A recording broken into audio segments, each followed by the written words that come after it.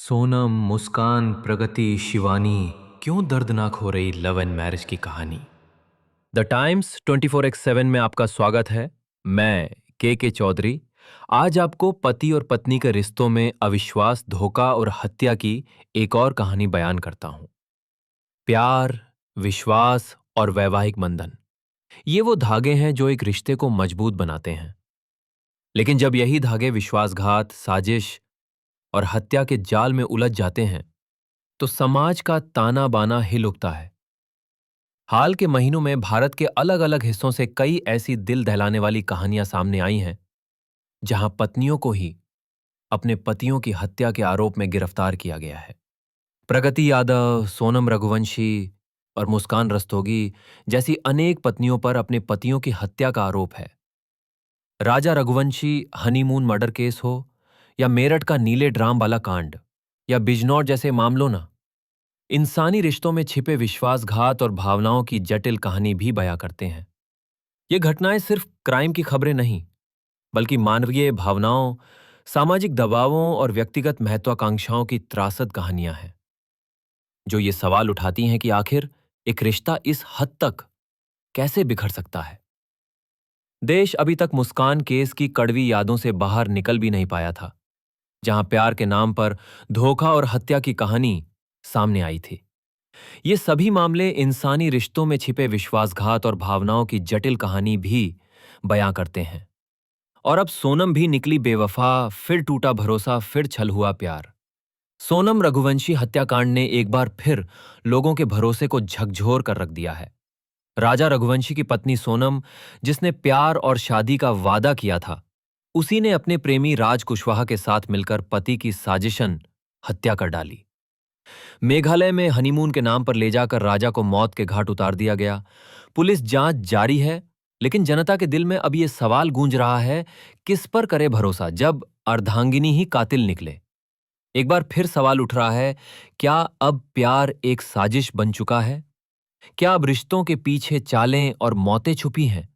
इंदौर के सहकार नगर में रहने वाले राजा रघुवंशी एक मध्यम वर्गीय परिवार का मेहनती और जिम्मेदार युवक था। 11 मई 2025 को उनकी शादी 27 वर्षीय सोनम रघुवंशी से हुई, जो एक अरेंज मैरिज थी।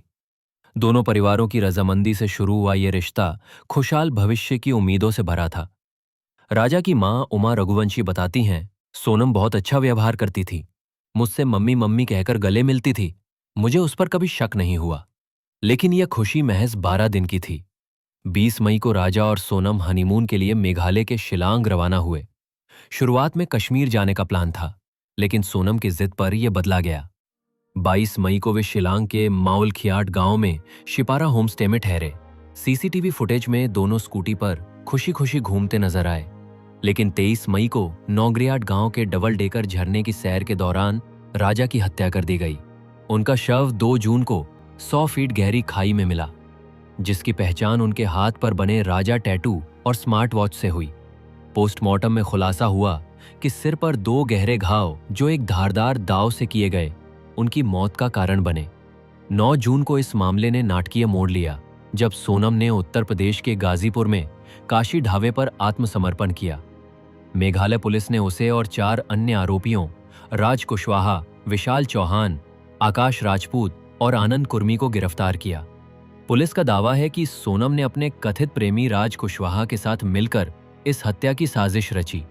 राज, जो सोनम के पिता की प्लाईवुड फर्म में अकाउंटेंट था, इस साजिश का मास्टरमाइंड बताया गया।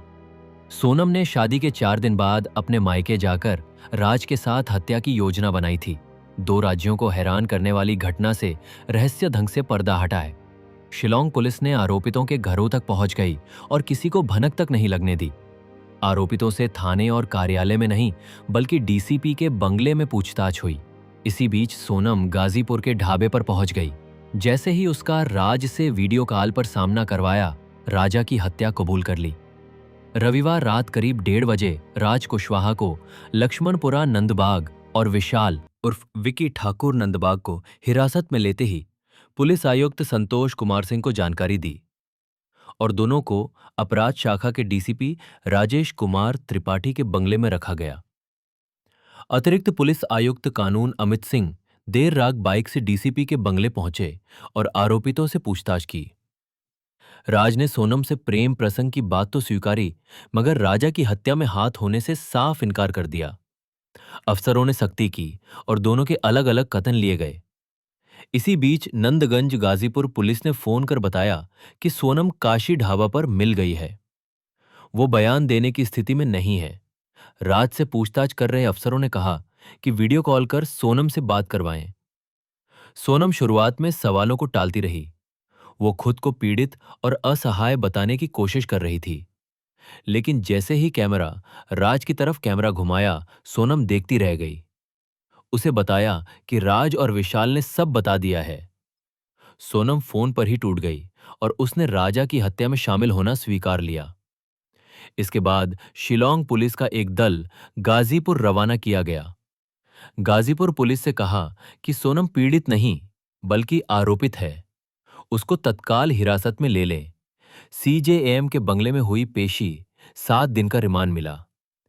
राजा हत्याकांड से पर्दा उठने से दिन भर गहमा-गहमी बनी रही। एडिशनल पुलिस आयुक्त राजेश डंडोतिया ने कहा, शिलोंग पुलिस ने आरोपितों को कस्टडी में ले लिया है।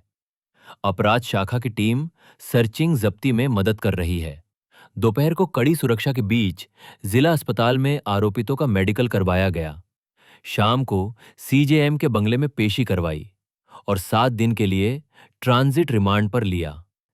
रात में रवाना होने के पहले शिलोंग पुलिस ने आरोपितों के घरों की तलाशी लेकर खून से सने कपड़े बरामद कर लिए। राजा की मां उमा ने बयान में कहा कि सोनम की बातों से कभी शक नहीं हुआ, उसने भी शादी से इनकार नहीं किया। उमा ने कहा कि सोनम राजा से बात करने से बचने लगी थी। ये बात खुद राजा ने बताई थी। उसने कहा था कि सोनम को शादी रुचि नहीं है।